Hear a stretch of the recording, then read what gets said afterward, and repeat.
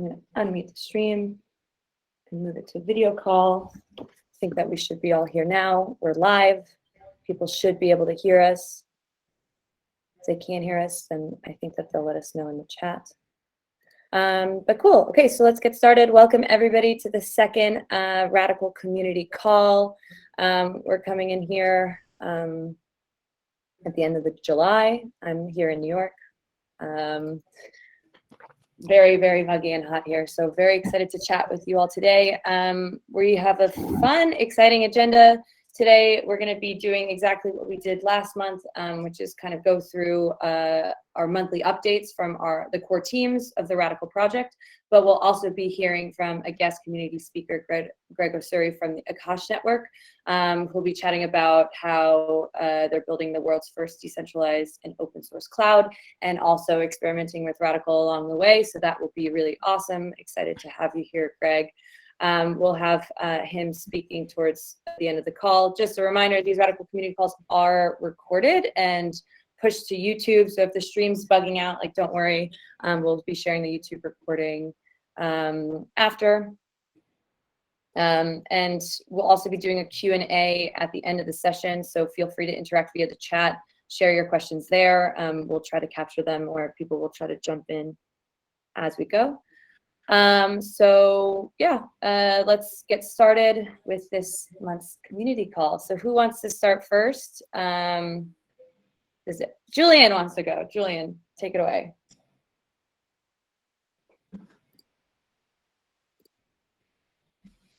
You muted. I think I mute myself. Yeah, of course. Got to start muted. That's the way it works. All right. Make sure I'm not sharing anything embarrassing. Sweet. Let's do it. Cool. Thank you all for joining. I'm going to do the same format as we did last time. I'll go through this document where we kind of keep track of all of it, and I'll also share this document out at the end so people can actually click through things. So yeah, welcome. You can find the Upstream team on GitHub. Radicle Dev, Radicle Upstream, that's us, and we have a channel on Discord that we're always hanging out in. So if you have any questions, please drop in there. We do all our communication in the open there, so you can kind of follow us along.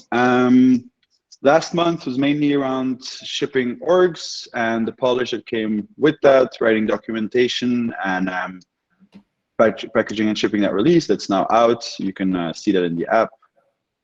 Another big thing we did was with this kind of launch of orgs, there was a whole bunch of Ethereum integration we did. That was already the month before, but last month we improved on a lot of those things, and we're still doing that next month as well.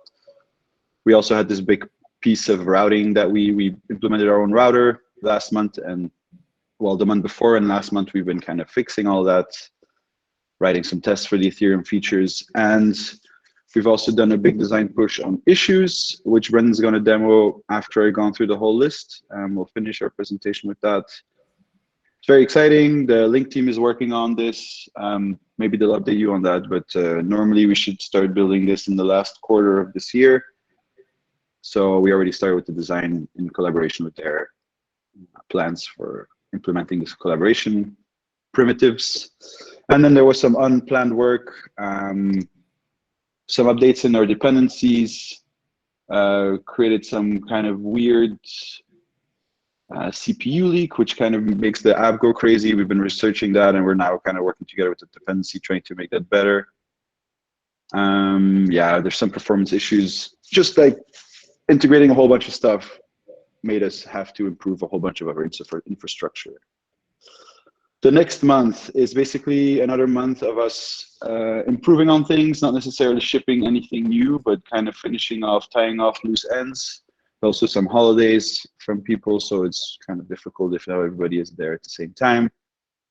So the main thing we want to do next month is actually fix this bug with the CPU leak, because this is making the app unresponsive. A lot of people are reporting this. We're experiencing this ourselves, so that's going to be one of the big things that we're trying to work on.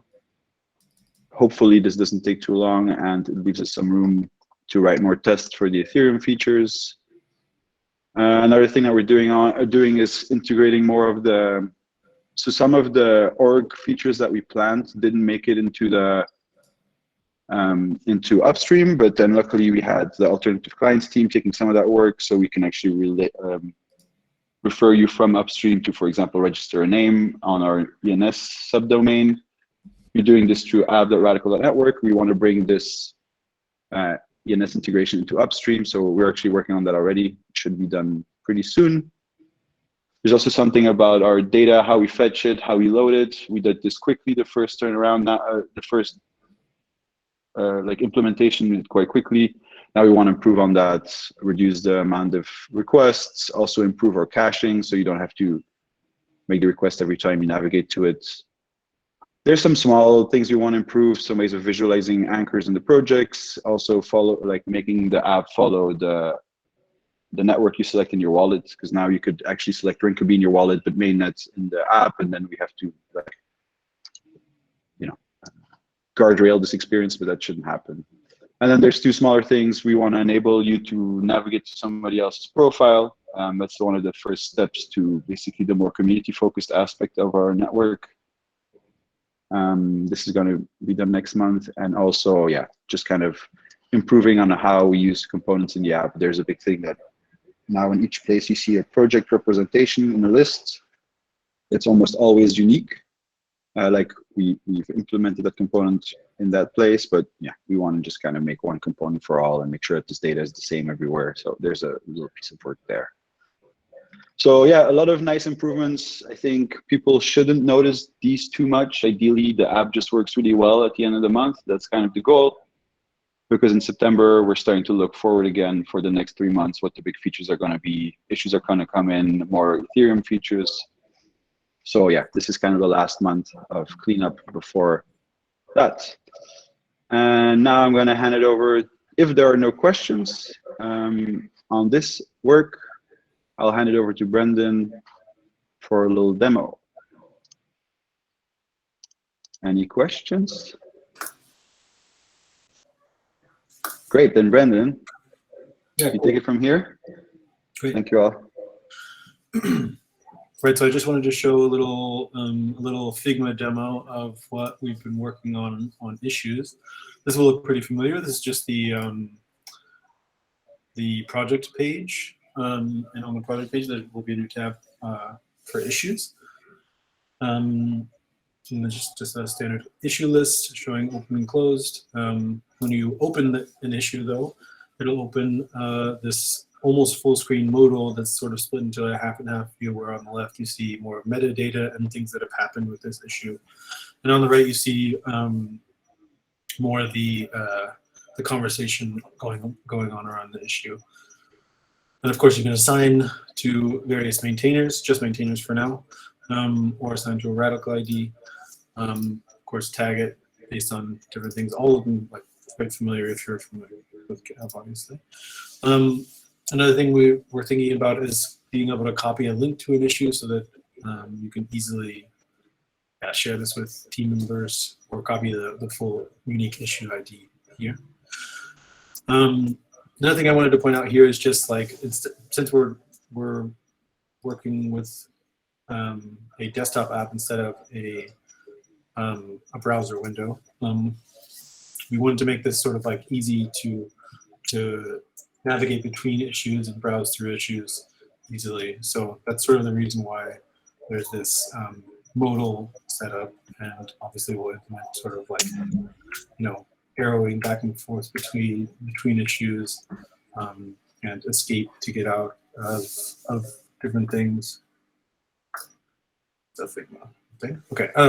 Yeah, obviously closing issue, opening issue, standard stuff, but yeah, that's where we're at with issues.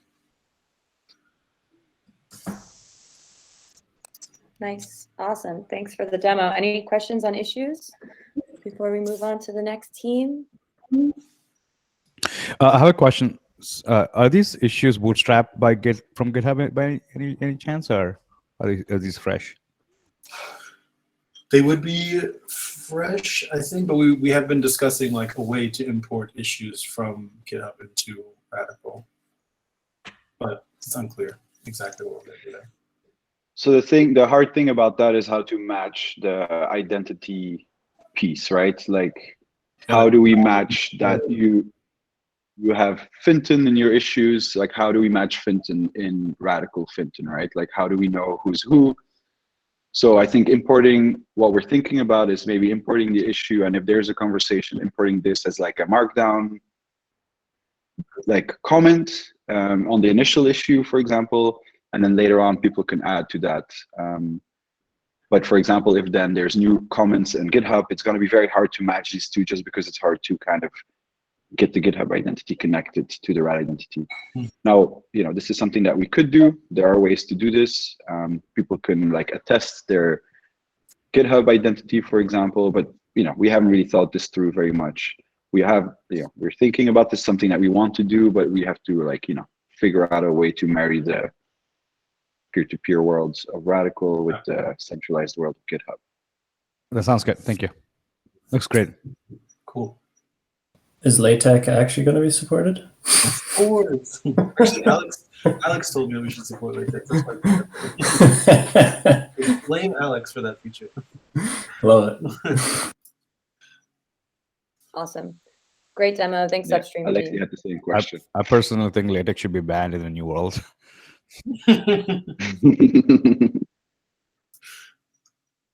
Cool. Awesome. So let's move it on to the next team. I guess I'll pass it off to Link. I don't know, Fintan, do you want to go now? Yeah, sounds good to me. Present. Let's hope this works.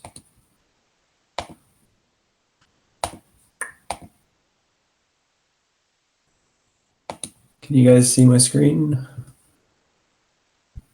I need a audible answer. Thanks. Cool. So yeah, this is going to be pretty short and sweet. So our update is that the first thing, Kim mentioned that he was working on implementing the Git protocol on top of Git Oxide, and that first battle has been won and merged in 7.2.4. So I think the next plan there is to look at the replication protocol again on top of that. The next thing on the update was work I've been looking into. There's this RFC for fleshing out like CLI.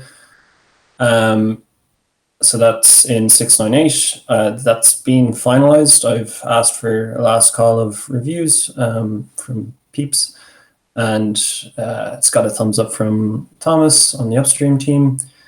And in the meantime, I've been fleshing out some MVPs, so the RAD profile and RAD identities, CLI libraries.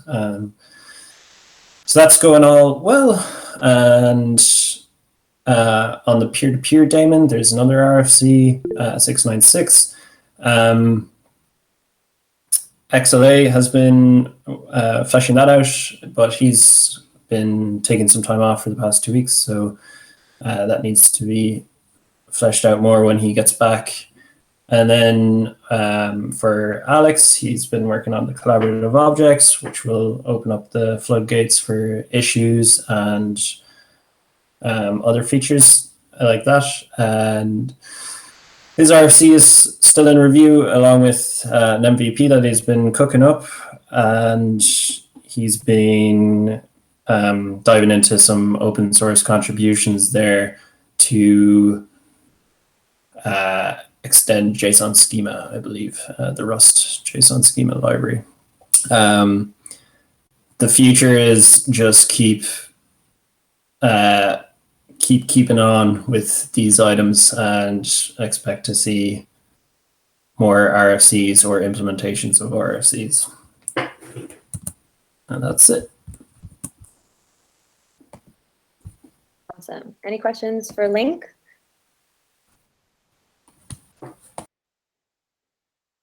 No?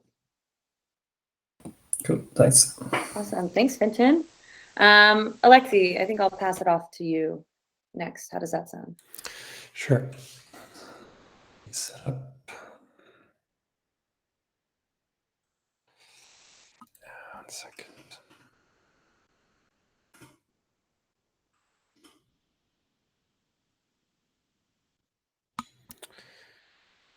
Cool. So the alternative clients team, so we work mainly on the web experience right now, although the CLI is also something we're planning to work on alongside Radicle Link. So a couple of updates from the last month. There's really been two things I would say, or three things we've been working on. One is general improvements in the user interface and bringing in more of the sort of ENS metadata and profile data all through the app. So for example, the logos are showing up now, the names are showing up here. There's cases where the ENS names are surfaced that weren't before. And we're doing an integration with Ceramic IDX, which is we're going to present more about that next time because it's still kind of, we need to do some testing, but it's live. The other thing is some improvements around the registration view. We're trying to make this a little bit more user-friendly because it's really kind of where all of the settings and identity information is stored for an org or a user. One of the big additions, which is kind of what I want to focus on, is the seed integration or org seed nodes. And essentially the idea with this is to really decentralize the hosting of projects on Radicle, because right now everyone is pretty reliant on the community seed node, so the sprout.radicle.xyz. But really the goal is for everyone to run their own seed node, or at least for groups of people to share seed nodes, whether it's communities or organizations, or if an individual person wants to run a node for their projects, they can do that too. And the way this works is through this through the ENS integration. So essentially, you can specify under a domain that you've registered through Radicle. Actually, also, Can you make your window wide? It's really wide. It's really small. Is something wrapping? Should I just do this? It's like really tiny in the Twitch stream. Really? Well, the window is very, very narrow. Yeah. If you make it wide rather than narrow. Yeah, Is that better? great. Oh, perfect. Cool. Yeah. So the idea is basically that through ENS, users or orgs can configure a seed node, and when users browse the projects of that org, instead of using a sort of centralized service or community seed node, all of the requests go directly to the node deployed by the org that is configured here. So, for example, as an example, I have my own node here that I've deployed, and I've configured this here. And what this means is that if I go to the address this resolves to, which is my user profile, the projects here are actually fetched from my seed node. And there's a way you can see that. If you go to a project now, you'll see basically here the backend or the host that is serving the requests. So whenever I'm fetching stuff, you can actually I haven't used this guy in a while. Yeah, forget about this. I'm on Chrome normally, and I'm just trialing new Firefox, so I forget how to do this. But yeah, all of the requests for the project source code come from this backend here, and this is something that is going to be pushed soon. So it's live, and you can actually do this already. If you go to the Radicle Client Services repo under GitHub, you can look at the instructions here on how to set this up, basically. It's two services that need to be run, one for the HTTP part that serves requests to the front end, and one for the peer-to-peer part that actually hosts the projects and replicates from the network.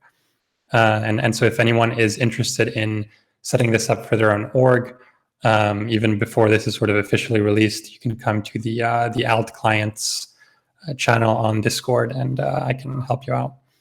But yeah, I'd really be interested in having some people try this out, actually. What else did I want to say? Oh yeah, last thing. Well, before last thing. One thing I've been experimenting with also is trying to get the org functionality working for users. So, like right now, like anchoring and all that stuff is based on orgs, and that data is stored under the org contracts and everything. But that's a pity for users who kind of just want their own personal projects to be stored. And so, what I'm experimenting with at the moment at the UI level is to say that if an org doesn't have any profile information, and it has but its owner does, then the profile information of the owner will be shown instead of the org. So, for instance, here actually we're looking at an org.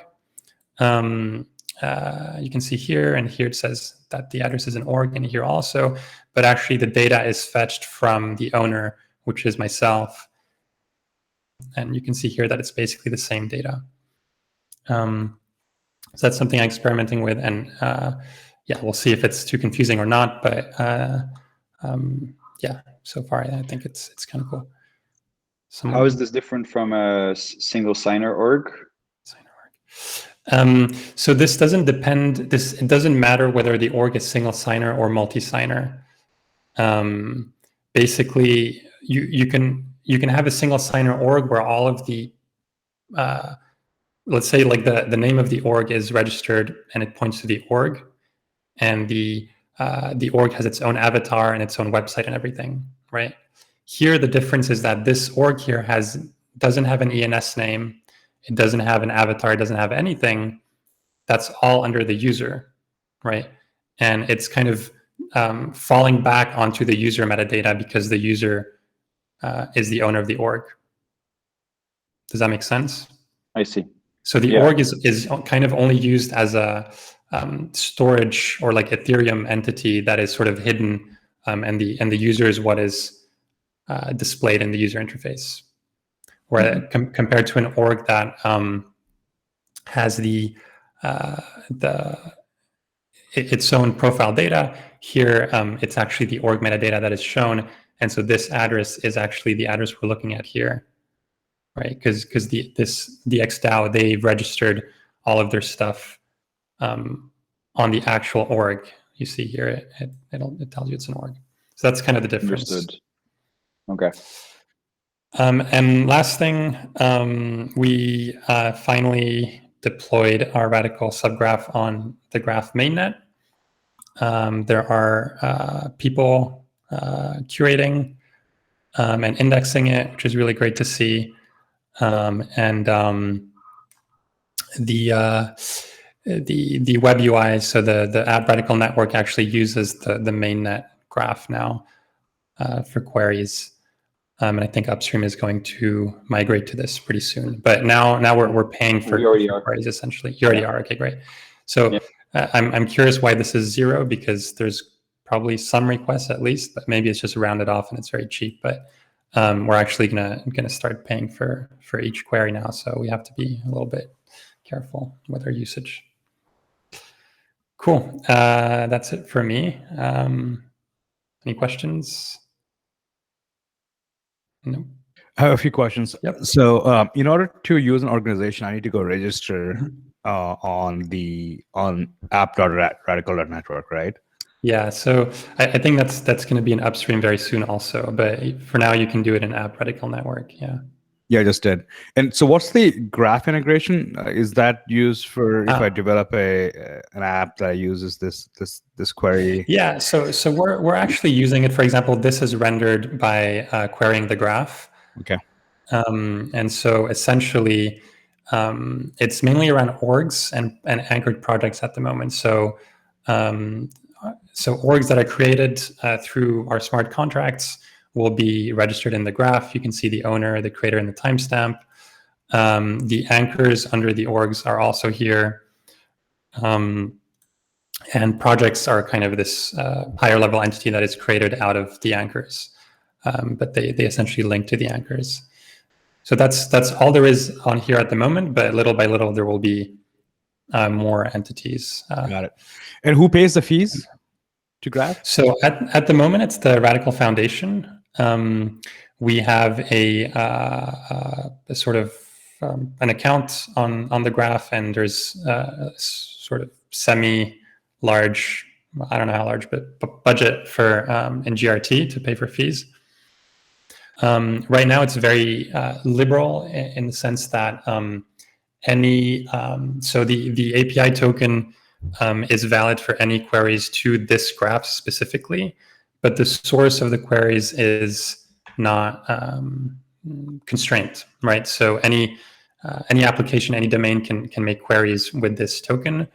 Eventually, or if this is abused, we might restrict it to certain domains and start to restrict it a little bit. But for now, anyone querying this graph can use it. Got it. Thanks. Cool. If there's nothing else, I'll pass it back to Abbey. Thank you for listening. Awesome. Thanks, Lexi. Lots of fun features coming with the web client over the next couple of months. This is going to be pretty awesome. Yeah. Sorry. So, Wallet Connect status update. It's almost ready. We have a branch. It's working. Nice. We need to do some cleanups, but it should be deployed in the next week or two. So Wallet Connect, IDX, source browsing, org seed nodes, all within like the next 2 months. Nice. Cool. Okay, great. Thank you, Lexi. Let's move on to the next team. I think that I'll pass it to the funding team. LA couldn't be here today, so I think, Andrew, you're going to step in and do the funding team update. That's right. Thanks, Abbey. Hey, awesome. I'm Andrew Dixon from the Radicle funding team. I'm excited to be able to talk about what we've been up to. So let me see. I'll just try to share my screen.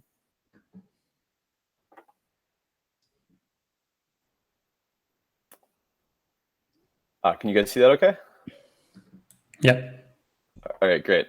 So I think LA gave a little overview of this of what we're working on the call last month. But just for a quick refresher, Radicle funding is an effort to allow open source projects to issue community tokens, which will be NFTs, which will allow them to raise funds for their project. And so the way that we see this working is that supporters will buy these tokens from the projects. The projects will be able to configure certain parameters about them, and then to be kept active, they'll have to make a monthly subscription fee to the project. So imagine it might be $10 a month that supporters will have to donate to some of these projects. They'll probably have the option to donate more if they wish. And then they'll get this little NFT that they can display kind of like a badge on their supporter profile screen, and also just use it in the way of any other NFT. Right now, we are thinking these will be ERC 721s. So what else? And then additionally, in exchange for holding this supporter token or this community token, supporters will be able to they'll get kind of a couple of things in addition to the kind of badge quality of it. One is we think that many projects will allow them to have soft influence over the project. So I'll talk a little bit more about this in a second. And then also access to exclusive content. And this might be kind of early updates on features or more insight into what the team for the open source project is working on. We've actually focused more on the influence so far, and we're going to be working on the access more coming up next. But that's kind of the high level. And this is a first look at the interface that Everett has been working on in Figma. I'll kind of click around a little bit here. So this would be like the Explorer page. And these are a few different projects. So you can kind of click into one of these and see you have an overview. So this would be like the project page for RX. It has a little description of what it is, some kind of high level data about contributions so far. They have a goal of receiving $11,000 a month in funding, and kind of a little progress bar showing where they are towards that goal. A big fund button that you can click if you want to support the project and get one of these community tokens for RX. And kind of a little description, and then down here at the bottom, just starting to see some of this kind of shows activity stream related to the project, and then proposals. And maybe this is good. I'll just this will kind of a good opportunity to jump into what this is. The way that we're thinking that the soft influence will work will be building on top of Snapshot, which if you haven't heard of it, it's a kind of polling tool that's getting some traction, and we are hoping to work with their team to write. Right now, it works with ERC20s, but we do need to do an update to get it to work with NFTs. But the idea is that that supporters will be able to participate in polls in kind of layer 2 type environment. And these would be soft, not hard. So meaning the open source maintainer can always decide to do whatever they actually want to do, but they'll be able to see kind of the desires of their supporters really clearly in votes on different issues and different features that they're considering working on, different directions they might be taking the project. So, this kind of shows a very high level look at what of what some of those polls might be, and then there would be a way to jump into, if you were a supporter, there would be a way to jump over to Snapshot to vote. So that's kind of I think that's a look at a lot of the interface. Let me just see if there's anything. So this is a look at kind of the supporter screen, and so Isabella is supporting these 3 projects. She's actually got RX twice. I'm not sure. That might be a mistake, but the idea is you'd have a supporter page where you could kind of display these badges of the different projects that you support as an individual user. So we imagine people being quite proud of some of the different projects that they're supporting. So I think that's some of the main things with the interface. Actually, there's one other thing I wanted to mention, that LA asked me to mention, which is we have this idea of drips. We're still kind of playing with this, but we're excited about it. We have the idea that projects can kind of drip down or pass along donations that they're receiving or support that they're receiving to projects that they depend on or that they want to support in turn. So and that would be then shown on the project page. So for let's say this is actually an idea that we would build our own Snapshot NFT voting plugin, as I mentioned, and then maybe it would drip down to RX Canvas, and actually this just shows Snapshot NFT voting again. This would, I think, show another project, and then this might be a kind of contributor or something. But the idea is that the project can kind of drip to other projects, and so you can get this kind of cascade or waterfall of funding through open source through the ecosystem. So let's see. I think that's most of the things that I wanted to share. Just from a high level, this is really just an MVP right now. We're working on making it kind of a standalone MVP, but we do hope to then very quickly integrate it into the Radicle ecosystem, and it will connect much more tightly to orgs and all the other Radicle tooling. So kind of just in a prototyping MVP phase right now, but it will be brought in. And then the other thing that Ellie asked me to mention is just that we're doing a lot of this on layer 1 right now, but as kind of proof of concept, but that we'll be looking to move more of it into layer 2 soon as well, to kind of, the Snapshot I think will be layer 2 from the beginning, but a lot of the other pieces might be moved into layer 2 as well to try to keep costs, transaction costs down.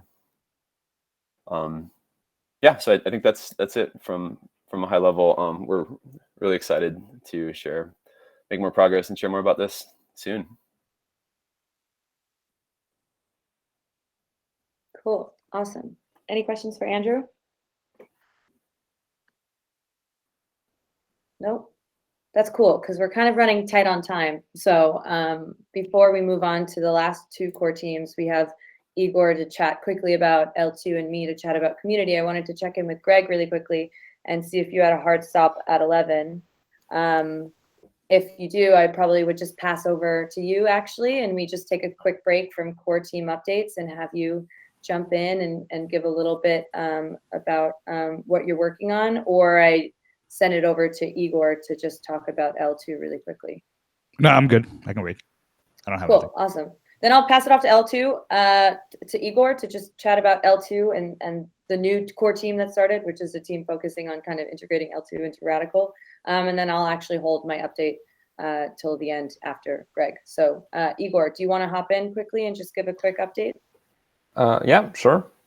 So hi, my name is Igor. My GitHub account is Code Sandwich with this logo. So if you're looking for me, it's the easiest way to find me. So I'm currently working on a problem of Ethereum that basically everything is very expensive. So it's especially problematic when we're talking about donations, which can be very low. And if our users, for example, supposed to pay $10 to give away $1, it's really not worth it, right? So donations below, let's say, $100 wouldn't even make any sense. And if we cut this little guys out, then there's really not much left, because the whole system would be just empty. There would be nobody using it. So I'm currently looking for ways of moving the funding contracts to different systems and different layers in order to make them basically usable, because on the mainnet Ethereum, it's going to be very risky, and it's possible that nobody will be using them if they are too expensive. So I've been looking at some alternative blockchains. So for example, I was looking at the Near blockchain, which could be a solution for this issue.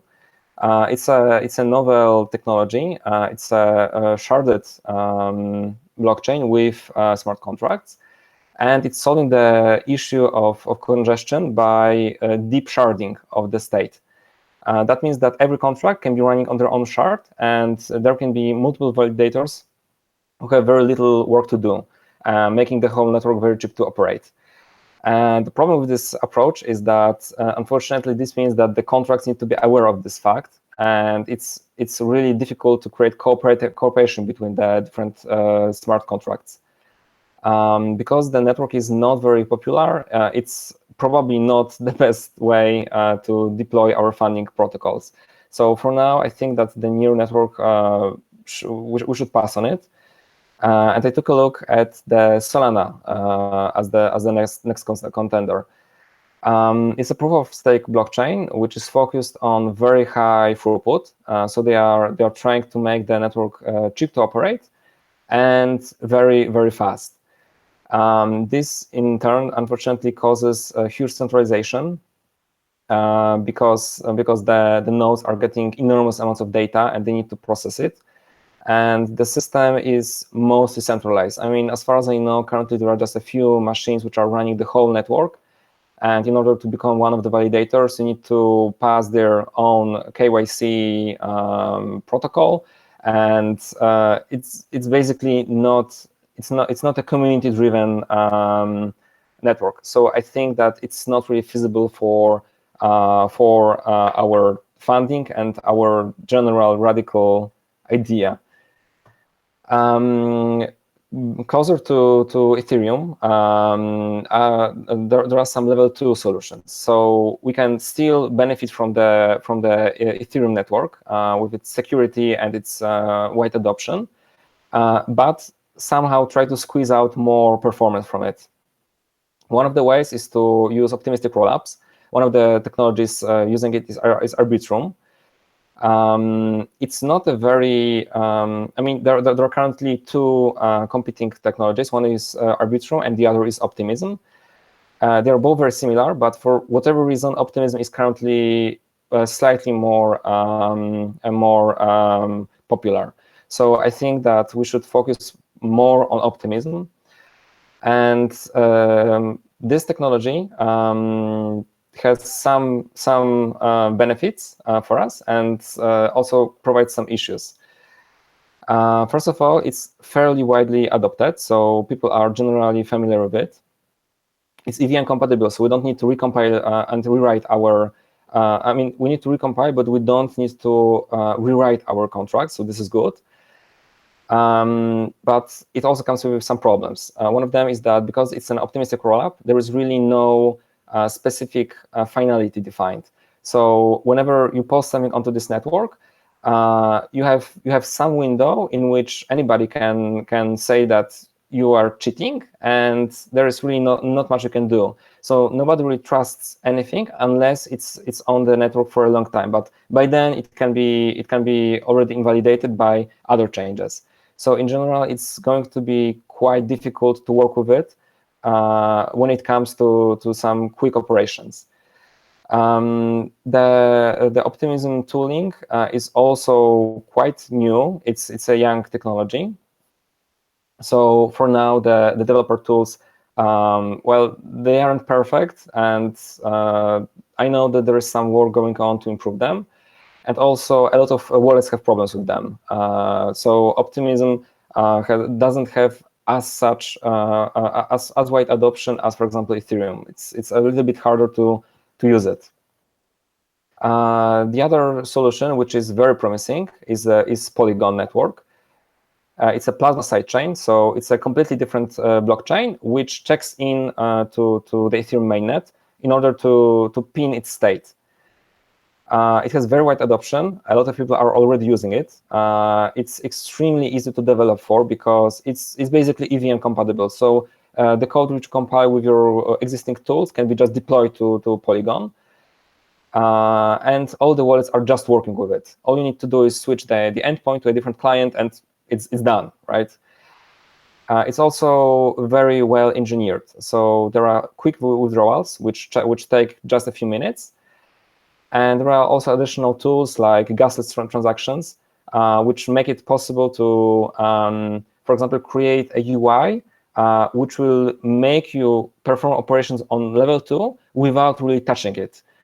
So it creates an opportunity for a great user experience, even though somebody may not be keen on using the bridge and putting funds to some foreign different chain. The only problem with Polygon is the risk of centralization because it's very high throughput. The state is growing quickly. So this is the only issue which we could find in the future. But for now, it's working. So for now, it's okay. In the future, we will see what will happen. Because the Polygon is so promising, we've decided to put the Radicle token on it. So its main chain is still Ethereum, but we've created a mapped token which is deployed onto Polygon, which means that you can use the regular Polygon bridge to move your funds to level 2, and for example send it to your friend or exchange it or do whatever you want with it with very low fees. One of the goals of doing this is to allow people trading on QuickSwap. It's a Polygon exchange, which, because it's on Polygon, it allows you trading very cheaply. And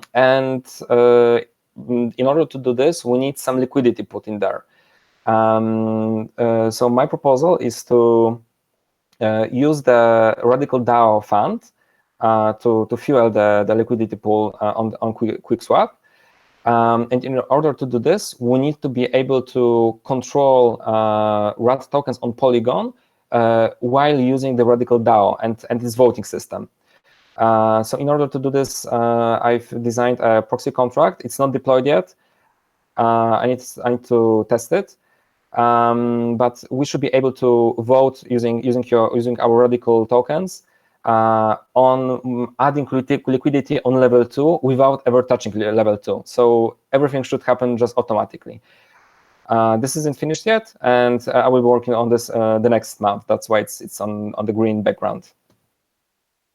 So the last technology are the ZK rollups. There are two systems which are using it. In my opinion, this is the future of level 2 because it's probably the cheapest and probably also the fastest solution out there.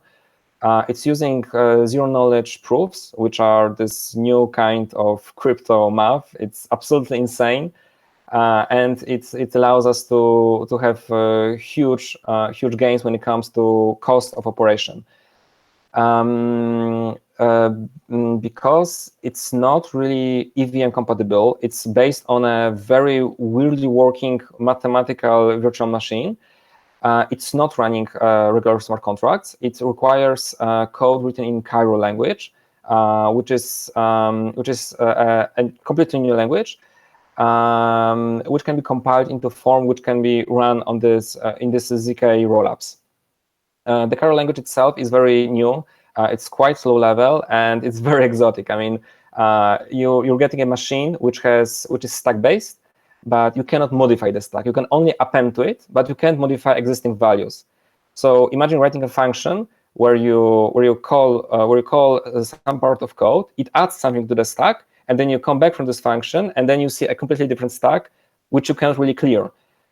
So the whole paradigm is completely insane, and it shows in the Cairo language. I mean, it's not really easy to write in it. It's a little bit different way of thinking. They do have some plans for EVM compatibility, so it should be, maybe in the future it will be possible to just compile your regular smart contracts to StarkNet, but there is no time for this, no time set for this, so it's not really sure when will it happen. Unfortunately, on mainnet there is only a very limited version of the StarkNet. It's called StarkX, which doesn't allow you to deploy any smart contracts on it.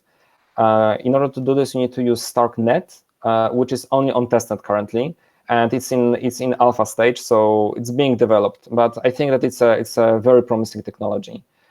The other problem is that it's currently parts of the system are still closed source. They are, I mean, most of it is open source, but a few crucial parts are still closed, and it's not sure when they are going to be open. The main enemy of StarkNet is the ZK Sync, which is alternative technology, which is doing basically the same, but in a different way. It's not using Cairo, it's using Zinc language, which I want to explore during this month. Previously, I've been working on Cairo during the past few weeks, but now I want to take care of Zinc and see how they compare to each other. The ZK Sync is currently deployed on mainnet, but it's still being developed heavily, and they are planning to include EVM compatibility. So our regular smart contracts may be possible to be deployed onto ZK Sync without any changes and without rewriting them. Yeah, so these are the technologies which we want to try our funding protocols on. And one last thing which I want to do next month is optimize the funding pool. So currently we have the Radicle funding pool, which is already working in the developer in a test version of Upstream. And probably we will be basing our future testing funding contracts on it, and we will be probably using it for some as a tool. So I think that it's important for it to be as slim as possible, and that's why I want to take care of optimizing it a little bit more, because I think that it could be done, and then we will be able to save even more money for our users and make funding even more feasible. So that's it. Do you have any questions? I think I'm actually going to ask for questions to be held towards the end, just because we're running up on time. So thank you so much, Igor, for the review. But I think we should pass it off to Greg, just to make sure that Greg has enough time to chat about everything that he's building. And if you have any questions for Igor, you can drop them in the chat, and then we can answer them after Greg does his talk when I wrap up with the community update. But thank you so much, Igor, for that. Greg, I'm going to pass it off to you. Feel free to share your screen. We're excited to hear you chat. Awesome. Excited to be here. So thank you, Abbey. I think the origin of this community call was like I was exploring was putting together a decentralized stack, essentially, to solve various problems that we see with centralization, the obvious ones. And I actually met Abbey in, I don't know, maybe in one of the Zoom calls, and I was fascinated by Radicle and remembered Radicle could, it's a good alternative to cloud hosting for your source code. And so it fits in really well with our stack, and that's how we ended up. I got introduced. I mean, ended up using Radicle. I found it amazing. It worked on the first run, which is very rare for a lot of projects. So, great work, everyone there. About Akash Network, my name is Greg Osuri. I'm the CEO founder. Been a programmer for a little over 25 years. My primary I would say, to 11, 12 years or so, I've been primarily focused on building developer tooling. So this is a very passionate area for me. If you look at my GitHub, any project that has over 1,000 stars is to do with developer tooling. So I'm very, very passionate about developer experience. Last few years, I founded a company called Angel Hack, which was essentially to bring developers together and introduce them to tools to rapidly, develop. And I helped launch a few companies there. The biggest one being Firebase. In that sense, Akash Network really is the first open source cloud, right? So it's a censorship-resistant, self-sovereign, and permissionless cloud. And the core of the network relies on a globally distributed clusters that essentially bid for running workloads, right? So as you know, 85% or so of computing that sits in data centers is not used. When you bring that compute together in an open marketplace, you essentially create a something like Akash, where the cost advantage is somewhere around 3 times lower than Amazon right now. It's growing. We're doubling in number of workloads, both active workloads as well as passive workloads. Right now, I believe about 200 or so applications are active, and about 12,000 applications have been deployed over the lifetime of the network. And it works. It's very similar to Amazon Fargate. I think that's the closest comparison. It's essentially you have a Linux container, like a Docker container. You can define the runtime parameters and the cost parameters for that container, post it on chain, and folks or data centers or providers that are willing to run the workload will bid on it. And so essentially create a developer first sort of like a platform. And it's open. It has incredible primitives that if you're passionate about designing your own workflows on how deployment should look like, it's very powerful in that sense. It lets you really customize your deployment workflow. It's built for developers, so if you're a developer, you really would enjoy. If you're one of those people that like to automate everything, like me, so you'll really enjoy working with primitives. It's permissionless, so no one can stop you from using Akash, including myself.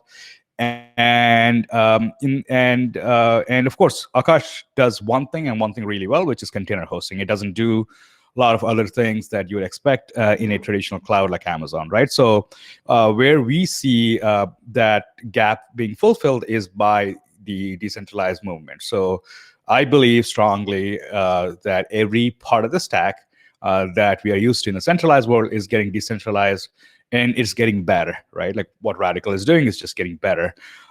So it's putting this idea of like, well, if you're a DAO today and you need hosting, right? Where are you going to go? I mean, let's say you have a forum, right? So you can go purchase like a discourse managed host, which is controlled by discourse, and you have all the issues that come with the centralized host, or you can run it yourself, right? But when you want to run it yourself, you got to go pay a hosting provider. More importantly, you got to give your credit card and your personally identifiable information. Another question is which member is going to give their information, right? So that's really where I think Akash comes very powerful, because there is no identifiable information that you need to give to Akash, and Akash supports a multi-key style engagement, so multi-sig style engagement. So you can have a threshold signature scheme controlled by the DAO that controls a website. And Akash has several features where you can have different payment account that's different from your operational account, so you can have your community fund the payment for your hosting. And so we are really designed for a DAO, a data service for a DAO. And then now I was like, well, now if you need hosting for your discourse forum or your code that you have, that's where the Radicle comes into play. I think we can, and in other things, like we don't have storage, for example. So people are using Saya Coin or Skynet to do storage. They would run database servers on Akash, back up those database servers on Skynet in a fully decentralized way. And we don't have DNS, so Handshake provides a good alternative. So we have community members writing guides on how to do Handshake, Saya, and Akash. So just in general, I think the entire universe is decentralizing in every stack, and I'm really excited and love to support projects like Radicle that are serving the same mission that we are serving as well. Nice. Thank you so much for that overview. Super cool. Obviously, censorship resistant, permissionless, or decentralized are all words that vibe with the Radicle vision as well. So lots of synergy there. Does anybody have any questions from the team or anybody else on the call? And also, okay. I am looking forward to just sign up for an organization. AkashNet source code I pushed to Radicle, so it's Nice. on Radicle right now. I'll be setting up some automation to push it automatically. Hopefully, in the near future, I'll love to use the issues moving away from GitHub. As you folks understand, I think the lock-in mechanism for GitHub is the social element of the GitHub, and I clearly see Radicle making amazing moves there with issues and project management. And I am looking forward to testing out the seed facility on Akash. Hopefully, we can come up with a beautiful a starter kit for DAOs where, well, if you have source code, you have all these, you run a discourse forum, you have, you have I don't know, you can pick and choose an a la carte style menu, and you can start a DAO in a fully decentralized way. So that's the vision I'm working towards when it comes to putting all the stack elements together. So I'm really excited to have Radicle part of that. Nice. Yeah, I mean, I was chatting with Yaniv from the Graph about this last week at ECC, specifically about how you actually not only decentralize, it's not just about decentralizing the code or decentralizing the coordination, but it's about decentralizing every part of the stack. And when you look at DAOs in different communities, there are these very discourse forums, there's huge sinks of centralization that actually introduce more liability into the community as a whole. And so they're building software under the assumption that they're operating as a certain collective, as a certain decentralized organization, but actually the liability is still there and still exists. And so it's about kind of figuring out where that is and then moving away from it and supporting and building the infrastructure that you need to do that. And so we were literally talking about how cool it would be to have a decentralization guide 101 and how you could look at what your current infrastructure is and then understand what alternatives you have to switch to. Obviously with Radicle being in there, the Graph, and now Akash as well, I see that being super cool. So I'd love to collaborate on something like that as well. And I also think that seeing how you experiment with Radicle orgs will be really interesting. I mean, orgs are a really cool primitive because not only is it about hosting on the peer-to-peer network, hosting your code on the peer-to-peer network, but it's also about maintaining a canonical view of that code, right? And doing that based in a global network, which we use Ethereum. So GitHub uses their servers and their databases, and we leverage Ethereum. And so also being able to kind of create a sovereign developer identity for an organization is a hugely powerful concept, and I think is where we want orgs to come in and play, is that you can have your DAO, but then you can also have different operating teams that operate within that DAO that have and maintain this sovereign developer presence that you don't have to rely on logging in or authing with GitHub. So I'd love to see how you use Radicle orgs and experiment with that as well. But yeah, tons of really exciting things on this line. So I hope to see us collaborating a lot in the future. Awesome. Anybody else have any questions? And in that sense, if you're thinking about one more to the point. If you're thinking about developing any workflow elements, especially for around your issues, like I'd love to, if you have any, plugins or evented mechanism where if you have an issue, or like a pull request, I don't know if you're working towards that. If you need to like boot up a CI/CD pipeline, I'd love to plug in there as well. I think the real solution is in making life really simple for people to use the products. From is the angle that needs to be explored more. And so we are really focusing our energies on developer experience and reducing the time it takes for someone to use Akash and Radicle or the stack in general. Yeah. For sure. I think CI/CD is something that is on everybody's mind in our forums and on their team. Any questions? No? Maybe? Okay, cool. Of course, for Radicle community, if you need free hosting, ping me up on Akash, also on Twitter, and I'll send you some tokens your way. Love that. I'll hit you up on that. Cool. Awesome. So we're 5 minutes over time. So anybody who has to hop now can hop. Greg, thank you very much for chatting. If you don't want, I'm going to keep streaming and just go through the last community update and just like wrap up the stream. So if anybody needs to hop, just let me know. Big snaps for Greg. Thanks for coming on and chatting with us. I'm very excited to collaborate on some cool stuff in the future. Awesome. So I'm going to just go quickly. I'll just spend like the next 5 minutes going through our community team update, which is my team. So I guess I'll just share my screen quickly.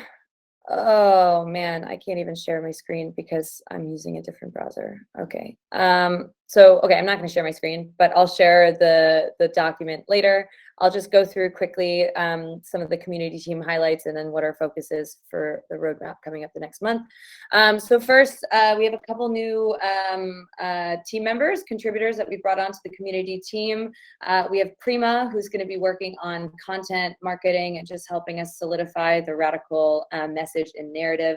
She's going to be contributing there. I'm sure you're going to see her throughout our channels, on our Twitter, in our discourse forum, so be sure to say hello. We also have Salibi coming from Brandon, who's going to be supporting with updating our technical documentation, making sure that people can come into our docs and actually understand how everything works, which is pretty hard sometimes.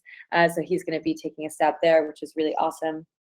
And then we also have Larry and Derek, who are coming in from Reverie. They're going to be supporting on some governance stuff, kind of being the first lead contributors of the governance working group. I'll let them intro in a second because they're both on the call, so I'd love for you guys to meet them. But quickly, I just want to walk through some of the community highlights that we've had over the last month. So the first, obviously, is that we launched Radicle Orgs in partnership with Gnosis Safe. So I have some screenshots that I would share with you, but you'll be able to find it on our Twitter. But basically, Radicle Orgs was this huge feature. It was the first feature of our Ethereum integration and was really awesome to finally get that across the line. And what was really cool about that is that it was done very tightly with Gnosis Safe. So you can actually deploy Gnosis Safes that own your Radicle orgs via Radicle Upstream or the Radicle web client app.radicle.network, which Alexis was demoing. So this was a huge product feature launch, huge integration, and something really exciting for the Web3 space. So I'd suggest everybody go read the Introducing Radicle Orgs blog post that we have on radicle.xyz/blog or radicle.blog, and head over to docs.radicle.xyz to actually, walk through your onboarding guide for how to create an org, anchor projects, add members, and kind of interact with Radicle Ethereum. So this is like a big feature. We're going to be working on creating a lot more onboarding guides, a lot more content around why Radicle orgs, how do you use them, how can you get started with them, cleaning up our documentation. But it was really excited to get this feature shipped. So congrats to all the client teams and everybody who made that possible.